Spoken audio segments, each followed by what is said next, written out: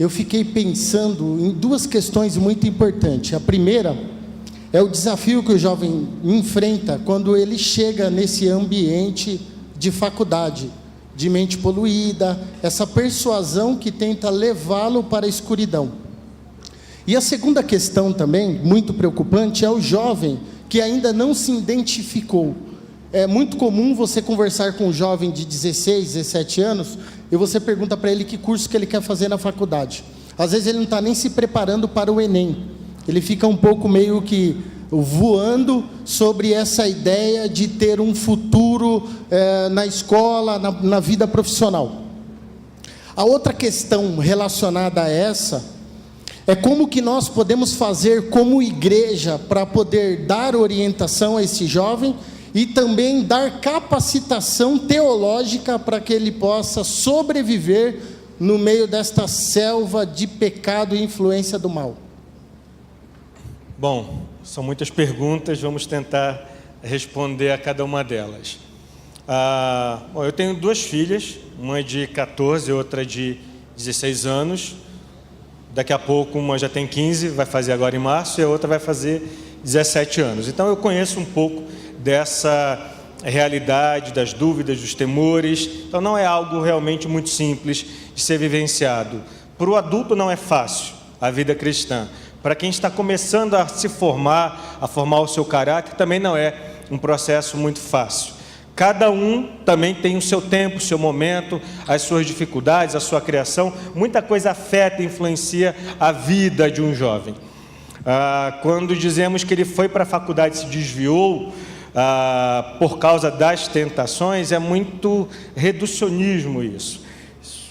A faculdade por si só não explica isso, e o ambiente por si só também não explica isso. Há muita história atrás disso. História familiar, história eclesiástica e por aí vai. Mas, focando na sua pergunta, a palavra para mim fundamental quanto a isso é educação.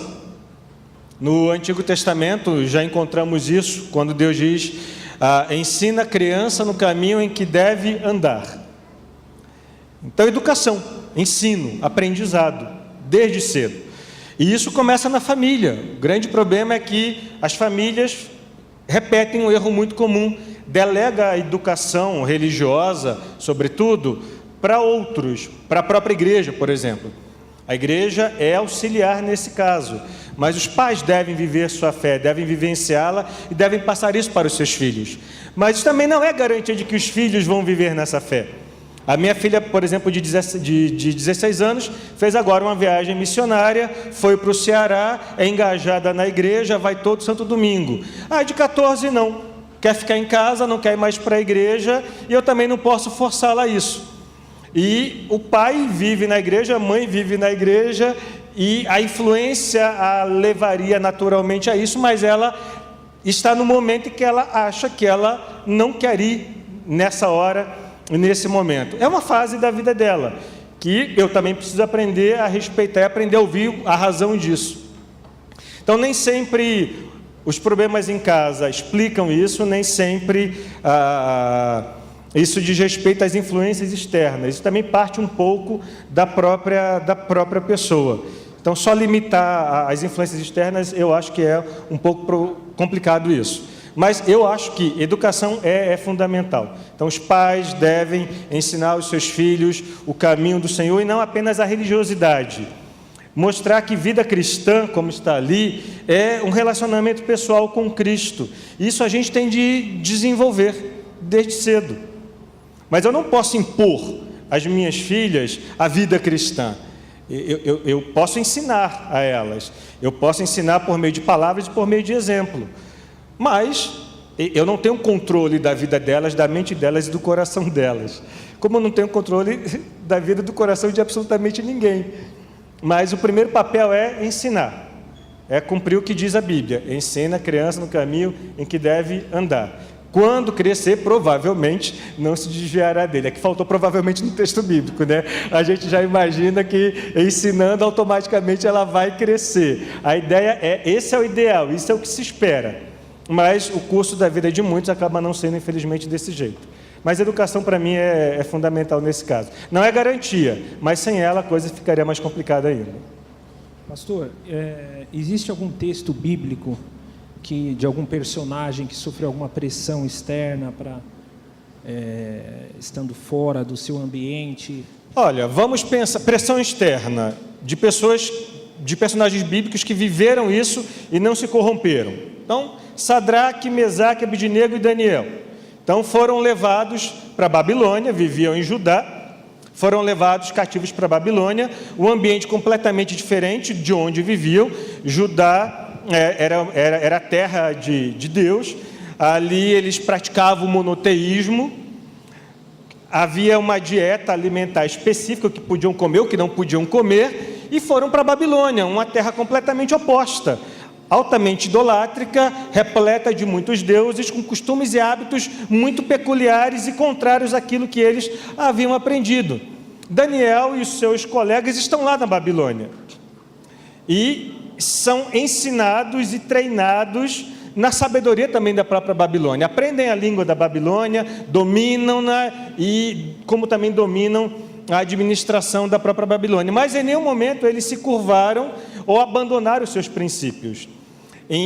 Claro, em algum momento também eles se deixaram influenciar pelo meio em que viviam, mas daquilo que era possível se deixar influenciar de modo positivo.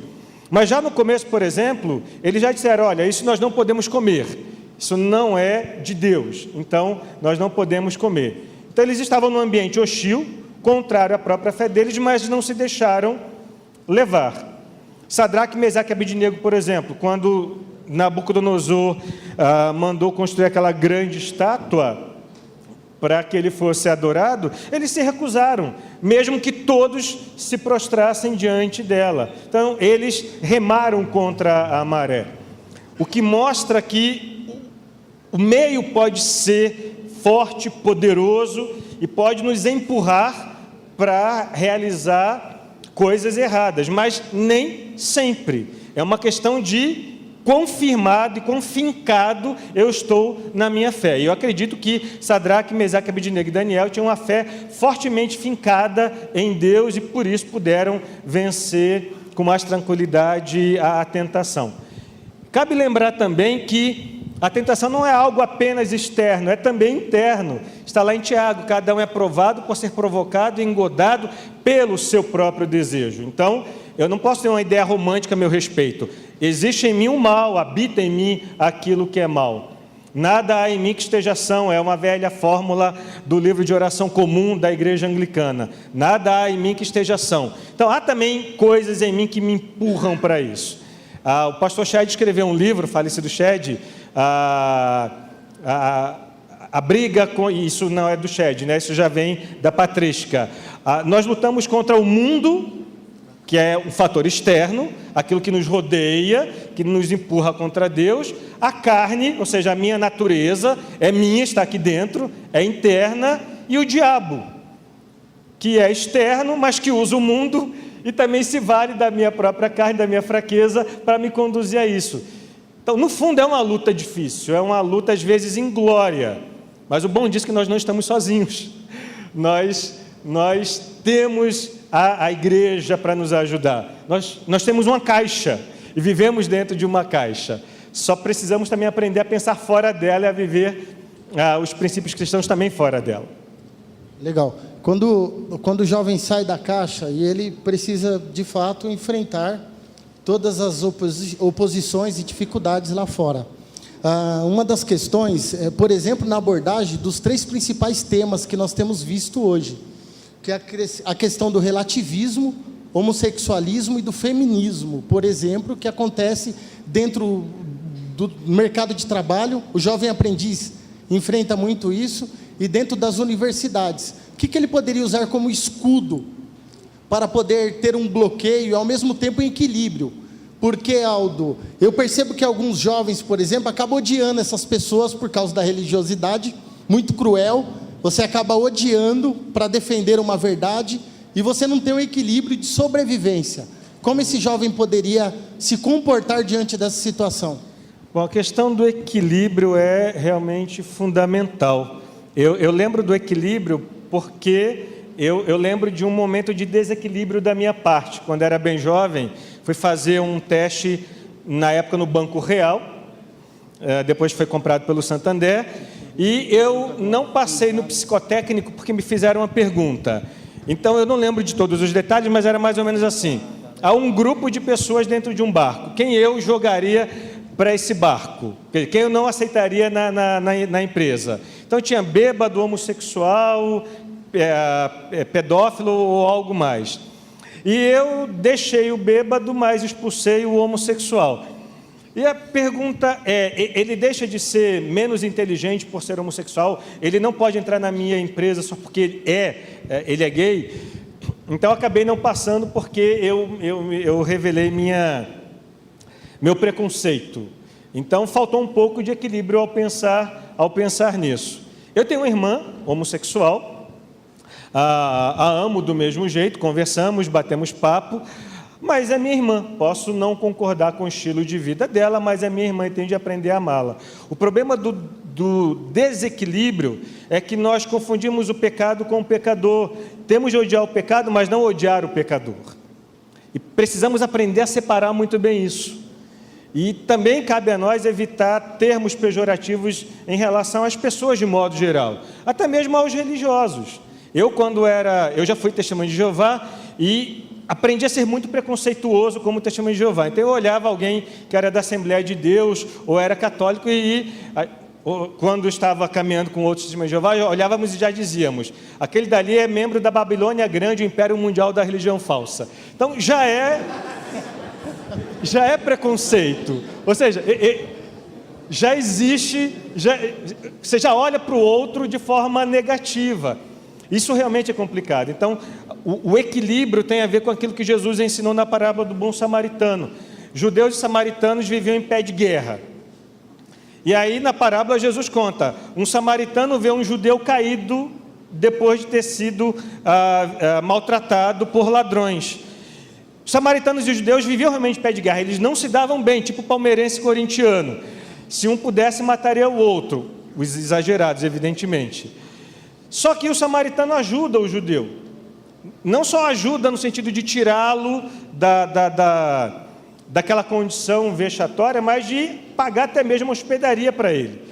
Mas outros judeus viram o judeu caído, que foi o sacerdote, o levita, e decidiram não ajudá-lo. E com isso Jesus mostra que, apesar de serem inimigos socialmente, eram seres humanos, e um ser humano ajudou o outro. Tanto é que Jesus pergunta: quem amou mais? Quem demonstrou amor? E aí o judeu teve de reconhecer o samaritano. Ou seja, o grande inimigo, meu grande inimigo, foi aquele que demonstrou amor para com aquele que é meu compatriota. Então é bom tomar cuidado com as nossas atitudes, porque até mesmo no ambiente universitário, se temos um discurso muito carregado e muito pesado de ódio, é estranho isso, porque se formos chamados para amar, por que meu discurso vai ser de ódio? Só uma pequena história.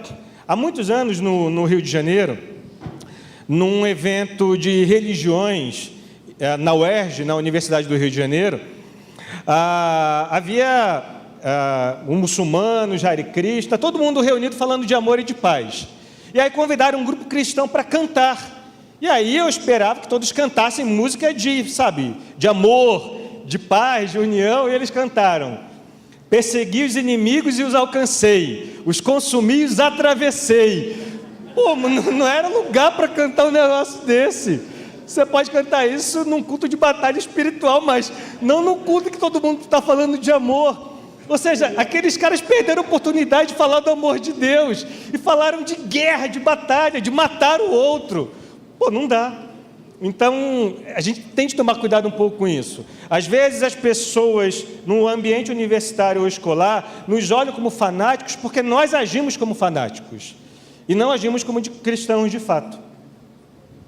Pessoal, quem quiser fazer perguntas, levanta a mão, que tem uma equipe aqui que vai até aí, escreve a sua pergunta. Ó, já tem bastante gente aí, Júlio, Stephanie. Seria interessante a equipe ficar de pé aqui à frente. Isso. Para as pessoas conhecerem. Nós já temos pergunta aqui que o Jales já mandou aqui no meu WhatsApp, que é a seguinte: como manter uma relação de amizade próxima com pessoas que não têm princípios cristãos? Muito bem. Isso é altamente pessoal. Eu tenho dificuldade em dar alguns conselhos, e eu acho que esse é um assunto muito pessoal. Há cristãos que não se sentem bem em ter amigos não cristãos, porque o papo não é cristão no geral, e ele tem medo de ser influenciado. Eu respeito esse cristão que prefere ficar um pouco de fora. Mas há o cristão que não se incomoda em ter amigos não cristãos. Agora, ter amizade com o não cristão não significa pensar como ele pensa, agir como ele age. Você tem que estabelecer seus limites também. Olha, isso eu não faço, isso eu não digo, isso eu não posso comungar com você. Então, estabeleça limites. Então, se você quer ter amigos não cristãos, estabeleça pelo menos limites. Isso eu não posso fazer, isso eu posso fazer. Por exemplo, eu normalmente não bebo, mas não vejo problema em beber. Vinho, cerveja, eu não tenho problema quanto a isso. Eu não sou da Assembleia de Deus, tá, gente? Eu sou de outra igreja, então a minha igreja não tem problema quanto a isso. Mas eu não bebo por não gostar normalmente. Mas, em algum ambiente eu posso fazer isso. Vou na casa dos meus cunhados, numa festa de Ano Novo, por exemplo, bebo tranquilamente com eles, numa boa. Não vejo problema quanto a isso. Eu não digo, minha religião não deixa, não me permite. E quando eu não quero beber, eu digo, olha, eu não vou beber, não quero beber, vou dirigir, por exemplo. Entendi. É uma atitude consciente. Ninguém deve beber se vai dirigir. Eu não bebo, por exemplo, nessas ocasiões. E deixo isso bem claro. Então, alguns perguntam, você não faz isso por causa da sua religião? Não. Minha religião não me proíbe, mas eu realmente não quero nesse momento, e é uma opção minha. Então, você tem que estabelecer seus limites para os demais. Fez uma piada indecente e foi ofensiva, até mesmo no meio cristão, quando alguns brincam com piadas racistas. Eu digo, olha, eu não gosto disso. É melhor você evitar esse tipo de piada, pelo menos perto de mim. Isso me incomoda. Então, estabeleça seus limites. Você pode ter seus amigos não cristãos, mas você também tem de demonstrar claramente que você tem limites, valores e padrões. E determine isso. Se nós nos mantivermos assim, acho que não há problema em relação a isso. Mas, repito, é uma questão de foro íntimo. Cada um tem de decidir essa questão. Eu não vou dizer se você pode ou se você não pode. Mas o texto que a Thaís citou aqui é um princípio interessante. Más companhias corrompem os bons costumes. É uma má companhia? É de fato um péssimo exemplo?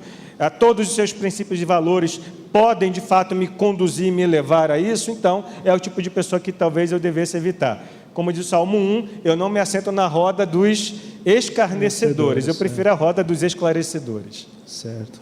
Acho que a questão da maturidade é uma questão muito importante e também saber os limites. Lembro da história de um pastor que visitou uma festa de final de ano de uma determinada empresa e ele encontrou lá um irmão com um copo de cerveja. E o irmão com um copo de cerveja, ele olhou para o irmão e falou, e aí, irmão, você está bebendo? Aí o irmão falou, eu só bebo socialmente. O cara estava... Cara doido, né? Bom, a outra pergunta aqui, que a galera enviou, até onde posso ir com as pessoas que são de má influência? Até onde, né? Terminou a aula, por exemplo, né? Aí tem um barzinho da esquina, e o negócio é narguilha, um negócio maluco, até onde ir? Bom, vamos lá. Eu acho que a resposta é muito óbvia. O ambiente não é adequado, o momento não é adequado. Uma coisa é ter amigos não cristãos, outra coisa é frequentar ambientes que não vão te edificar, não vão trazer algo de bom para você. Por exemplo, festa de Ano Novo, com cunhados não cristãos, é família, eu estou ali, posso não gostar de ouvir as músicas que eles ouvem, de vez em quando até peço para ver se dá para baixar um pouquinho. Eu sou um cunhado chato também, tá, gente? Eu não posso fugir disso. E os meus cunhados me conhecem muito bem, eu sou chato também. Cada um tem seu jeito, mas veja, eu não vou desprezar os meus cunhados só porque eles gostam de determinado estilo musical que não é o meu, ou bebem bebidas que eu não beberia. E estar ali é importante porque a minha esposa é irmã deles. Então, eu estou em família. Quando nós nos casamos com a família toda. Ou seja, é a família imediata e a família estendida. Então, você também precisa ser um pouco maleável em relação a isso. Agora, se tocarem na boquinha da garrafa e me mandarem dançar, aí não vai rolar, né? Então, mais uma vez, você tem que estabelecer os seus limites. Até onde você pode ir e onde você também não pode ir. Mas isso é uma coisa que você tem de ter em mente. Não sou eu que tenho de dizer o que é que você tem de fazer. Às vezes me perguntavam na igreja: pastor, eu posso usar essa roupa? Eu falei: querido, eu sou pastor, eu não sou estilista. Você tem de seguir certos princípios. Por exemplo, a roupa é decotada demais, vai aparecer o seio, vai fomentar a libido do outro. Então, não use. Então não é uma questão, eu não sou estilista. Agora, o princípio é, você tem de ter noção, tem de ter senso do ridículo também. Então eu acho que a gente aprende isso naturalmente. Eu não sou conselheiro para alguns tipos de coisas. Bom, tem mais uma pergunta aqui, Aldo. Quando eu me calo na faculdade sobre a minha fé para evitar discussões, estou agindo errado? Ou é mais fácil mostrar Jesus através de atitudes ao longo do tempo? Vamos lá, gente, essa questão é importante. Eu tenho de falar o tempo inteiro que eu sou cristão, o tempo inteiro, a toda hora, para todo mundo. Tudo que um professor disser na faculdade, eu tenho de rebater só porque eu sou cristão. Eu acho exagero isso, eu acho que é uma prática exagerada. Para começar, ele é autoridade, a sala de aula é dele. Ele tem de dar aula. E o conteúdo é aquele, ele pensa daquele jeito. Eu não vou poder rebater o professor a todo instante, a toda hora. Eu não fui chamado para isso.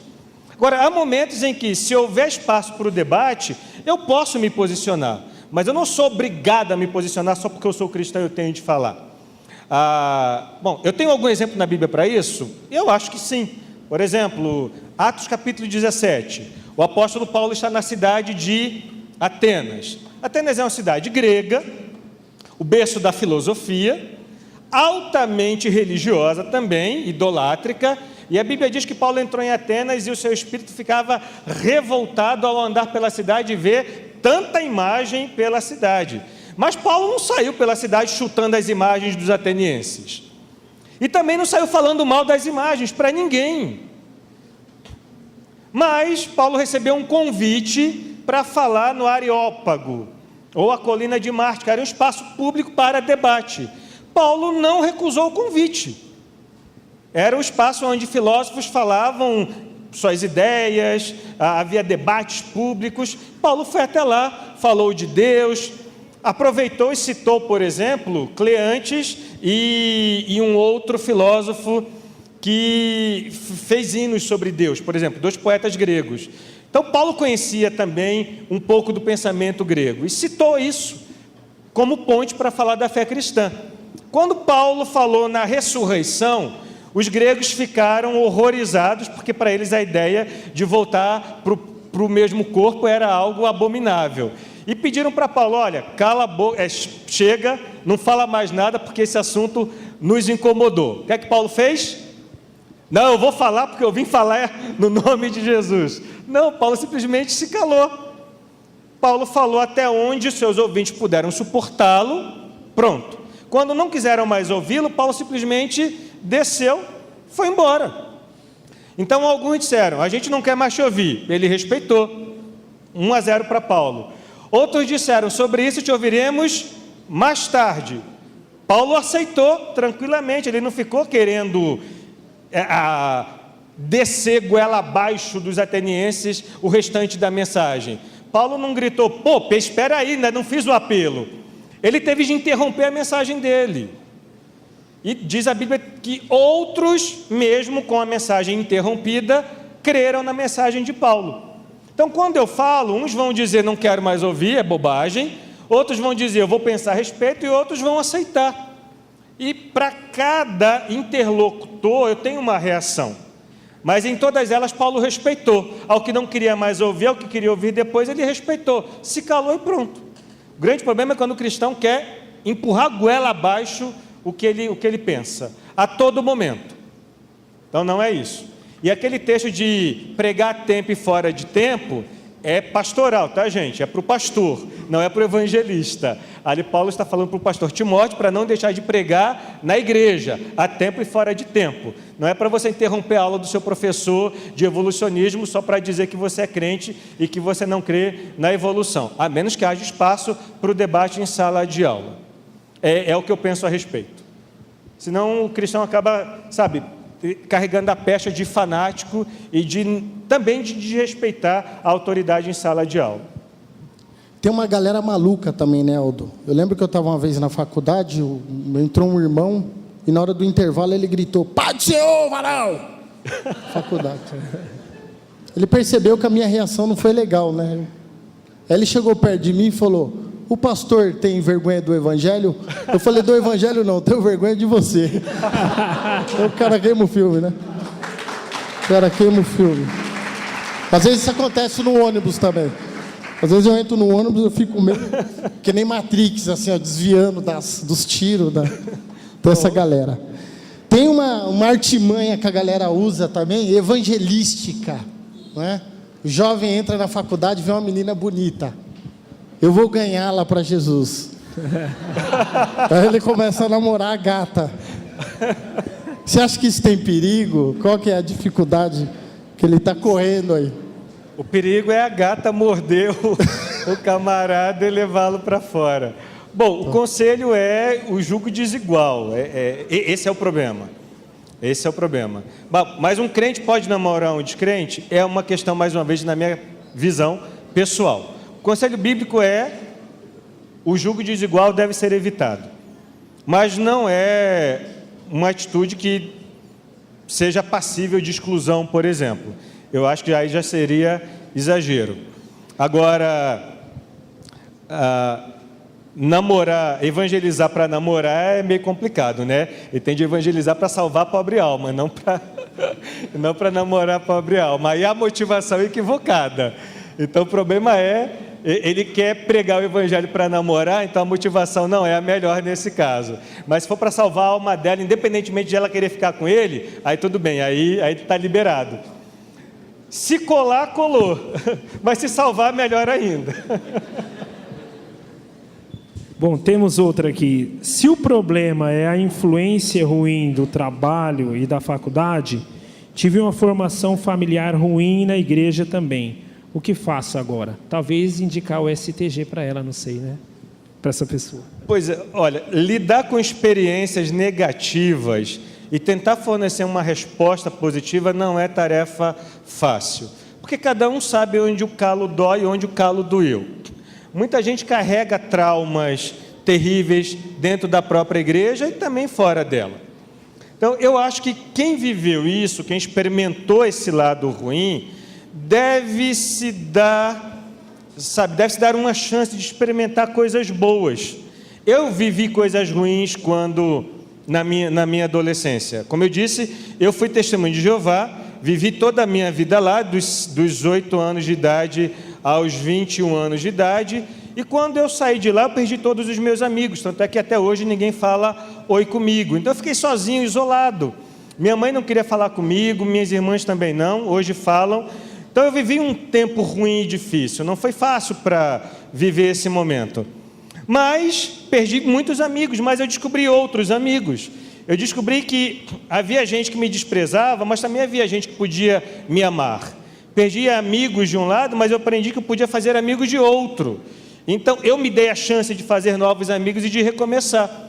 O grande problema é que alguns estagnam depois de viverem uma experiência negativa e acham que não podem mais viver nada de bom depois disso. Não existe vida depois de momentos ruins. E a vida é um ciclo em que você tem altos e baixos, às vezes mais altos do que baixos.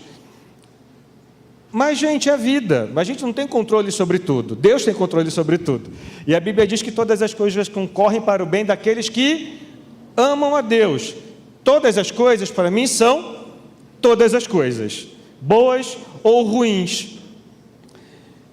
E a questão é, o que é que eu faço com tudo isso que eu aprendo?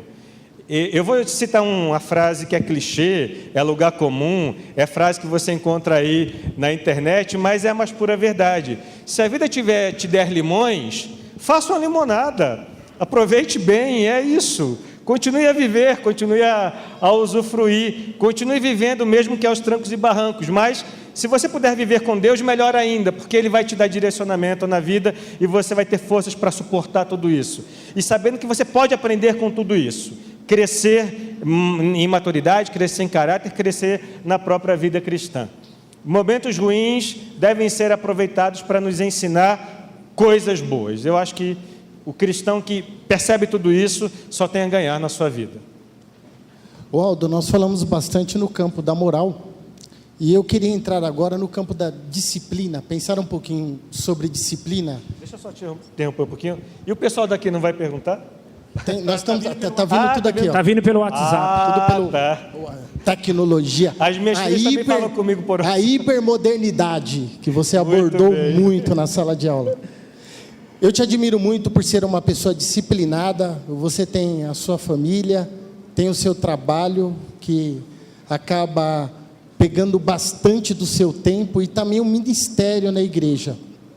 Nós temos muitos jovens que têm um acúmulo de DPs, de tanto repetir em provas, porque entra no mercado de trabalho, trabalha de manhã, à noite, vai para a faculdade e não consegue ter uma disciplina com o TCC, com os estudos, as provas. Qual conselho você daria para os jovens que vão entrar agora na faculdade e que precisam exercer uma disciplina no dia a dia? Olha, mais uma vez essa é uma pergunta complicada, porque cada pessoa tem o seu ritmo e o seu modo próprio de ser, até mesmo de estudar. Tem gente que na sua não disciplina estuda bastante e lê bastante.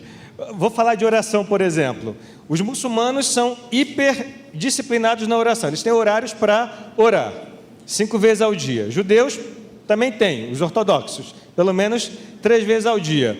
O cristão não precisa de um horário para orar ou de separar 5. Às vezes ele vai fazer uma prova, meu Deus, me ajuda, já está orando. Então ele ora a todo momento, em todo lugar, ele está andando, ele vai orando, ele parece maluco também, ele vai orando, vai andando, vai orando, antes da prova vai orando, às vezes minutos antes, minutos depois. A gente não tem essa disciplina de oração. Eu acho que também não preciso disso, senão vira religioso demais. Eu falo com Deus a todo momento, a toda hora, e quando bem entender. E isso é legal. Então eu não tenho só 5 horas para orar, eu tenho o tempo todo, eu tenho de estar o tempo inteiro conectado com Ele. Mas se alguém quer um conselho prático, é uma questão de tempo. A Bíblia tem um conselho para isso, né? A ideia de remir tempo, de saber aproveitar muito bem o tempo. Às vezes, se nós percebermos, há muitos ladrões de tempo. Internet é ladrão de tempo. As redes sociais, por exemplo, roubam tempo demais. De estudos, por exemplo. Eu tenho Face. Se você pedir para ser meu amigo, eu vou colocar você lá, tá? Mas não me mande mensagem que eu não vou responder. Dificilmente eu respondo. Eu só ponho você lá e desapareço. Você não vê fotos minhas, você não vê os meus amigos, você não vê nada, ele é zerado. Eu só tenho Face para bisbilhotar a vida das minhas filhas. Se elas falam alguma bobagem, eu já mando elas tirarem de lá. Porque... E não é porque eu não gosto do Face, é porque eu sou viciado nessas coisas. Então eu já evito. E às vezes quando eu entro quando eu trabalho às vezes até 2 da manhã, 3 da manhã, porque eu acordo às vezes às 10 horas, então eu trabalho até tarde, acordo tarde. Então eu vejo num horário em que ninguém vai me chamar para bater papo. Para começar eu já desligo bate-papo, então ninguém me chama mesmo. Para poder aproveitar, então eu vou onde for mais urgente e necessário. Então, se tem uma mensagem urgente, eu já ponho lá para receber notificação.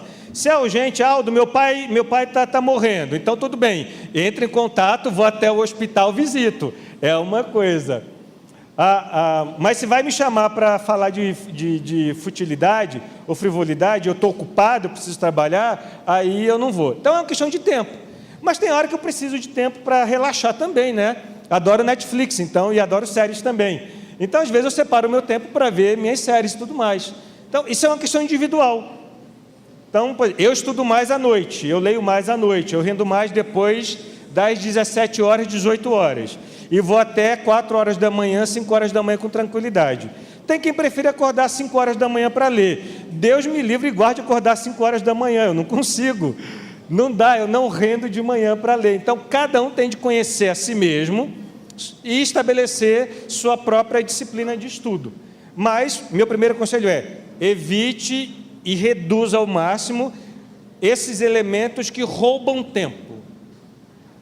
Então, se você eliminar esses detalhes aí, eu acho que a sua chance de dedicação e de estudo acaba sendo grande. Então, Entendi. foque. Entendi. Vamos fazer então aqui a última pergunta aqui, pessoal.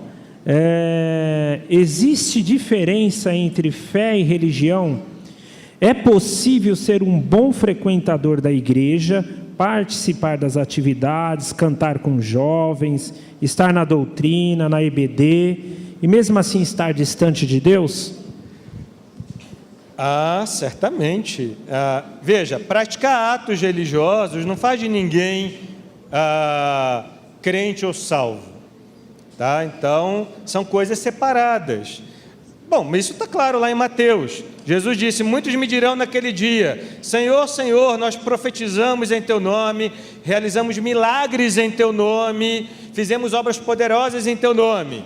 Aí Jesus disse, eu contudo lhes direi, afastai-vos de mim, vós que praticais a iniquidade, nunca vos conheci. Bom, é claro que ele os conhecia. Então, o verbo conhecer tem aí 2 sentidos. Ele os conhecia porque ele sabia quem eles eram, o que eles praticavam. Eles eram praticantes da iniquidade, ainda que praticassem atos que se espera de um verdadeiro cristão. Mas ele não os conhecia relacionalmente, intimamente. Na Bíblia, o verbo conhecer tem vários sentidos. É o conhecer intelectual, é o saber, ter apreensão de algo, e também o conhecer de relacionamento. Então, quando Jesus disse que ele não os conhecia, é porque não havia entre eles relacionamento, afeto, troca. Eu te amo, você me ama, eu quero fazer a tua vontade. Então, eles realizavam atos cristãos, mas não eram cristãos de fato. Então, eles estavam na igreja, eles viviam coisas da igreja, mas não tinham um relacionamento íntimo com Jesus. E cristianismo não é realizar uma série de atos cristãos. Cristianismo significa um relacionamento pessoal, individual, poderoso com Jesus Cristo de Nazaré, aquele que morreu e ressuscitou por mim. Isso é vida cristã. E quanto mais eu conheço, quanto mais eu vejo como ele é, mais eu quero ser parecido com ele. E Paulo diz em Romanos 8, 28 ou 29, não lembro agora exatamente qual dos dois, que nós fomos chamados por Deus para refletirmos a imagem de Cristo, para sermos como Ele é. Então, o objetivo do cristão não é ser parecido com o líder A ou o líder B e alcançar o sucesso de A ou de B, ter programas de TV ou tudo mais, mas é ter o caráter de Cristo. É pensar como ele pensava, é agir como ele agia, é estender o braço como ele estendia, é amar como ele amava, é pensar como ele pensava, é ser como ele. Isso é cristianismo. Então, se a pessoa tiver isso, ela pode praticar todos os atos que se espera de um homem de fé. Juntou os dois, está perfeito. Mas se ele só tiver atos de fé, mas não tiver relacionamento com Jesus, então tudo que ele faz é perda de tempo. É coisa, dizem os antigos, é coisa para gringo ver. Mas eu não quero fazer coisas para gringo ver. Eu quero fazer coisas para que Deus não só veja, mas que Deus se agrade. Nunca para comprar o favor dele, mas como resposta ao amor dele para comigo. Muito bem, aplaudam o Senhor.